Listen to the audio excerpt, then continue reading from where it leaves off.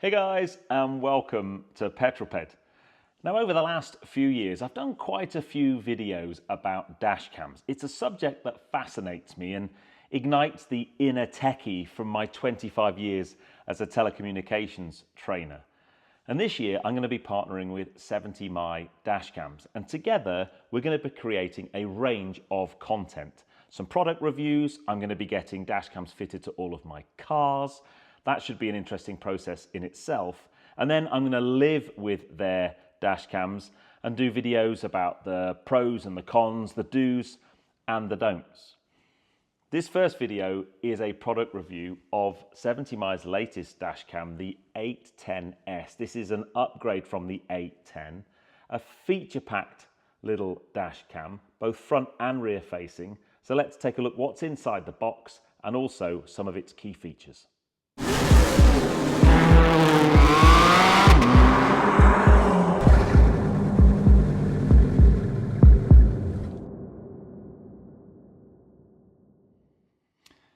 Now, it wouldn't be a product review without a good old unboxing. So what do you get in the box? And actually, the first thing we need to do is the drop test. How long is the drop test going to be?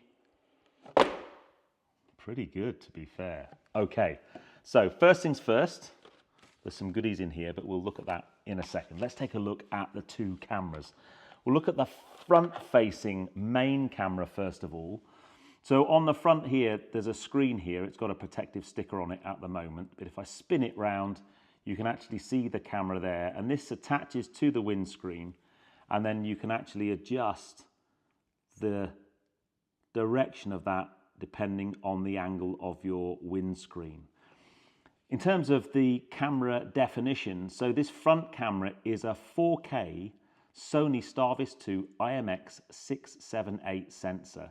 And it's got a couple of really cool bits of technology. One of them's called My Color Vivid Plus, and the other one is Enhanced License Plate Recognition. And we'll take a look at both of those during this video. But that is the main front-facing camera. It's a really nice, sleek design. It's not going to stand out too much when it's in the front windscreen of your car. Let's put that down for 1 second.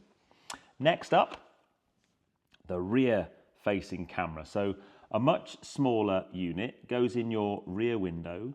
Now, in terms of definition and sensor, so the rear camera is a 1080p HDR Sony IMX662 sensor. And this goes in the rear windscreen. Now, you can install the system without this rear camera, depending on your vehicle. But clearly, you want the rear-facing camera to get that rear view, just in case you get tail-ended by somebody.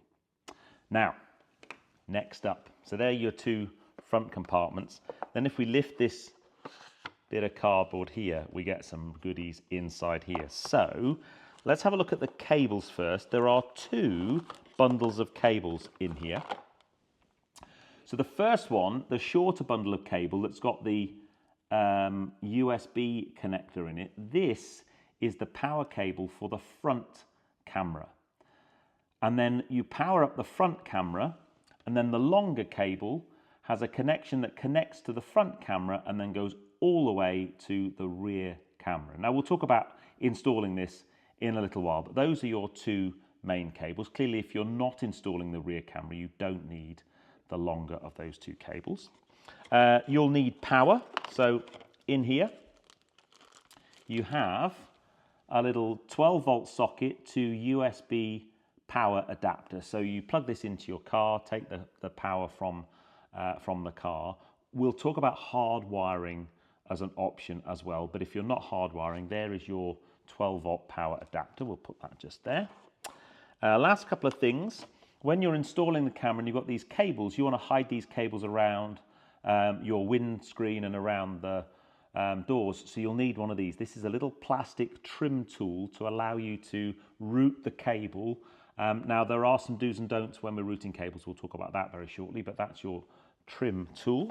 And then the final thing in here is the actual thing that will mount the front camera to the windscreen. You'll note the rear camera has a sticky pad actually integrated onto the unit, whereas the front camera, what you've got is this slidable. It's basically, you stick this to the windscreen and then you click that onto the camera itself, and then that is how the camera connects to the windscreen.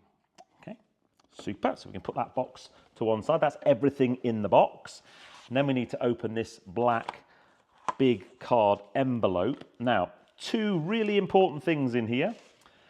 You have two instruction manuals. The big one is the general kind of instruction manual and installation guide, and then this one is just for the rear camera. My top tip to you is read these. They're in a multitude of different languages. You'll be able to find your language. English is right at the front, and this tells you not just how to install it, how to use it, how to get the best from your camera. So really, I know some of us have a habit of maybe not reading user manuals very well. I wouldn't go, even though I've installed a number of different dash cams, I wouldn't just try and figure it out for myself. Read the manual.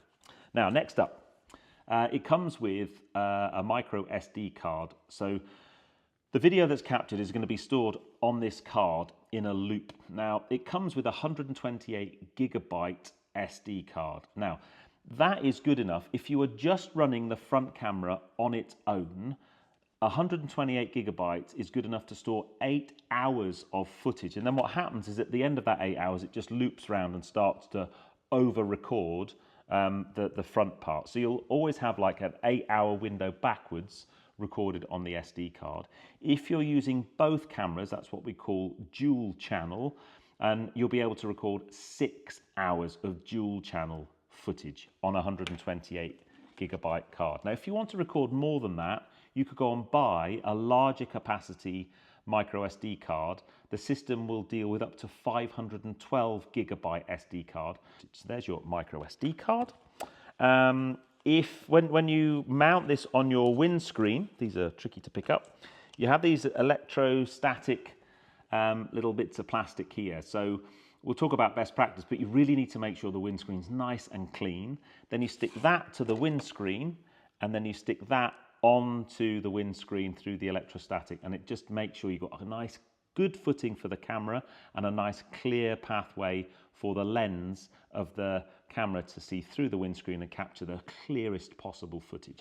So you've got a couple of those should you need to move the cameras at all, and you've also got a couple of spare sticky pads. Now, these are really useful. What happened to me last week, I had a new windscreen fitted to my car, and if I'd have had a dash cam installed, clearly I'd have lost the first sticky pad. No problem at all. I can just replace it with this new sticky pad and install a dash cam and be on my way. And then the last couple of things, you've got a couple of stickers you could put in the window of your car to alert people that there's a 24-hour parking surveillance. Now, this is a really, really cool feature on 70mai dash cams. We'll talk about it a bit later on. But if you've got that running, then you could have that in your windscreen of your car. So that is everything in the box. It's like Christmas Day. Now, there are a couple of extra things that you might want to get in addition to what's in the standard box. So if you buy one of these, that's what comes in the box. Two extra things you might be interested in. First things first is a polarizer for the main front-facing camera, just to give an even crisper, clearer image. And then the second thing is a 4G hardwiring kit. Now, I've mentioned before that this draws power from the car's 12-volt socket, this thing here. The challenge with that is when the car switches off and you lock it and leave it parked up, the cameras won't be powered. Whereas if I hardwire it into the car, then the cameras will draw power off of your car's 12-volt battery while the car's parked up. And then you can unlock some extra features, one of which being the 24-hour surveillance mode. So there's basically a motion detector in the camera. If someone walks close to your car, the camera wakes up and starts recording. So you could basically capture someone either damaging your car or trying to break into it. It's a really cool feature, but only possible once you've hardwired it in. Now, I will be hardwiring 70mai dash cams into all three of my cars, and I'll be doing a video on that, so stay tuned to the channel for that. But that is the 70mai hardwiring dash cam kit.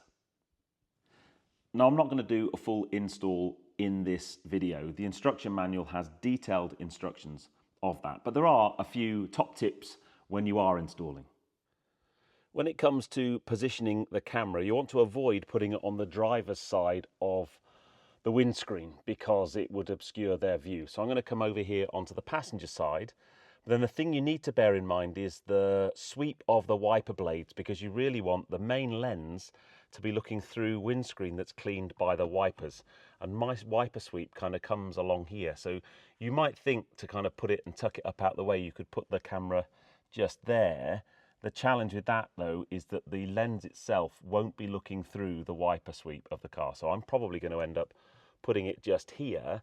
And actually that's quite a nice place, because from the driver's side you can't see it, it will be obscured by the rear view mirror. The next thing you need to do is make sure that you give the windscreen a good clean. This is a brand new windscreen, so actually there's not a great amount of dirt on it. Give it a really good clean to get a nice good stick for that mounting pad. So that's the camera mounted. Now you use the plastic trim tool to route these cables up through your headliner. Just be careful of the airbag in the A pillar, and then you can route them round to the power source and the rear cable round to the rear mounted camera. Now I've had both cameras running in the car for the last couple of days, and I've got some sample footage I want to show you. The first thing we're going to do is look at the front facing camera. I've talked through the specifications of that.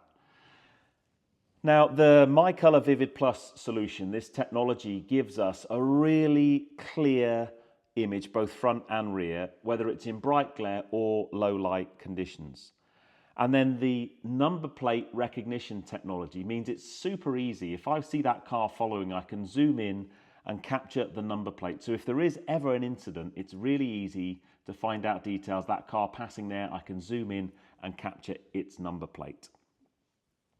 To download the footage, it's a really straightforward process. You can either use the 70mai app and connect to the camera using its Wi-Fi hotspot, or you could take the SD card out and just plug it into your computer.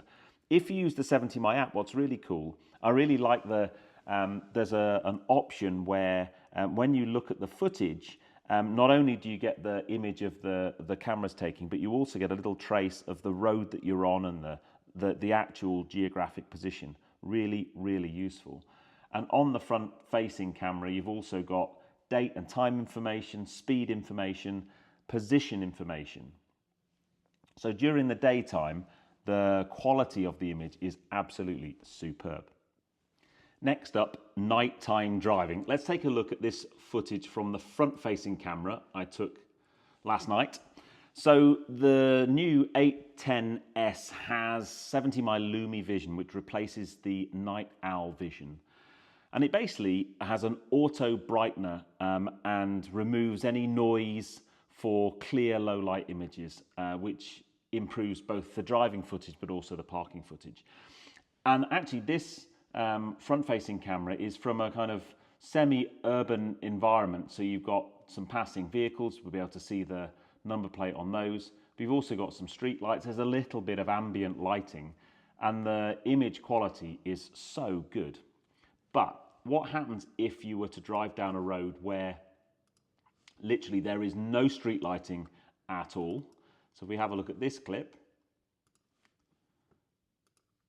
So this is just down a B road, a National 60 B road, completely dark round here. There's no ambient light at all, and you've still got the ability to pick up all of the details of the road. We've got an oncoming car coming along now, so you'll be able to see that go past. And it really is a very, very useful thing, even in the dark, even in low light, especially when I put my high beams on as well. The final thing you can do with the front facing camera, which I really like, is there's this overlay. Let me just have a show you this. So this is really, really cool. Top left-hand corner, you've got the time and date information. Bottom right-hand corner, you've got the speed and your G-forces, and we'll come on to G-force in a moment. And then a location in the bottom left-hand corner. I just think that looks really, really smart. If you're wanting to use this footage to report an incident, for example, I really like that overlay. Really easy to add on to your footage as well. So that's the front-facing camera. If you install the rearward-facing camera, again, the image quality from this HD camera is excellent. You still get the same information stamps, time, date, speed, location as you do on the front-facing camera. And actually on the camera's display itself, when you see this illuminated in the car, it's picture in picture, so you can see both. And it just gives you that peace of mind that you can see what's happening out the back of the car, not just where you've been in this case, but we're just coming up to a roundabout there. You know, if someone misses their braking point or thinks you've gone and you haven't and just bumps you up the rear, then it just gives you that confidence that you're going to be able to capture that information, and it just keeps you safe on the road.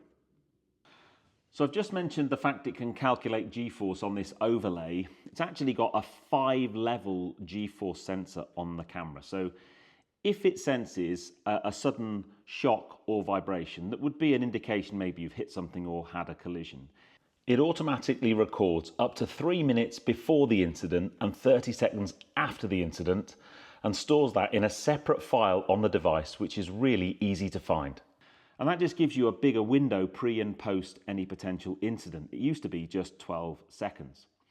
Now, if you have an incident that doesn't involve a shock or a collision, it's still easy to find the footage based on the timestamp. You can just go into the album on the actual camera using the app and find that footage easily. But if there is a shock, we've now got a more sensitive sensor, which just gives more triggers to any potential emergency situations, and they'll all be captured on the camera. I really like that. The next feature I want to talk to you about is smart parking surveillance 24/7. Now, I haven't been able to do that this week because I didn't hardwire the camera. In order to get that feature, you need to get one of these hardwiring kits and hardwire the camera into the car.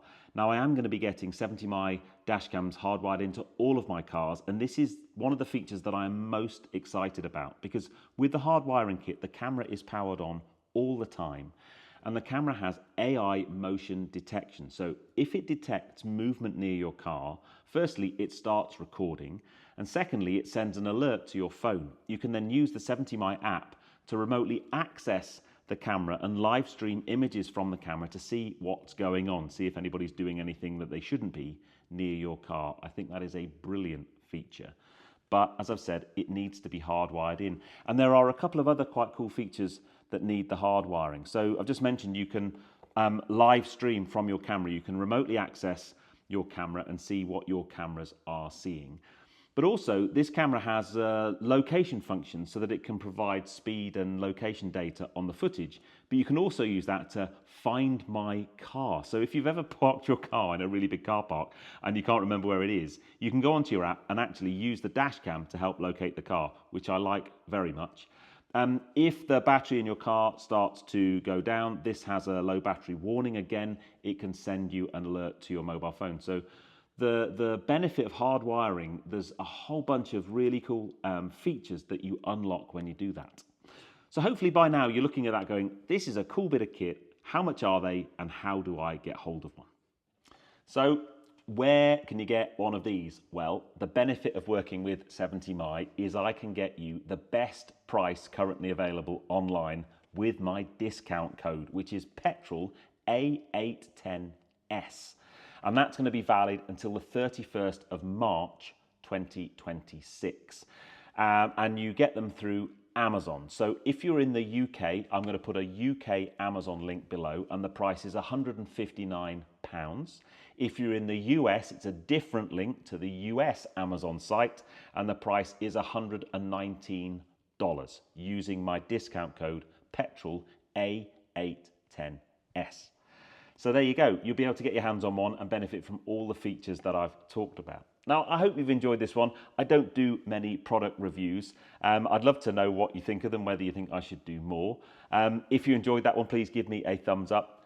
Comments below are always welcome. Let me know what you think of the A810S or dash cams in general. Don't forget, all the links and information you need are in a pinned comment and in the video description, so please make use of those. But for now, I'm going to love you and leave you and see you on the next video. You take care, guys. Drive safe.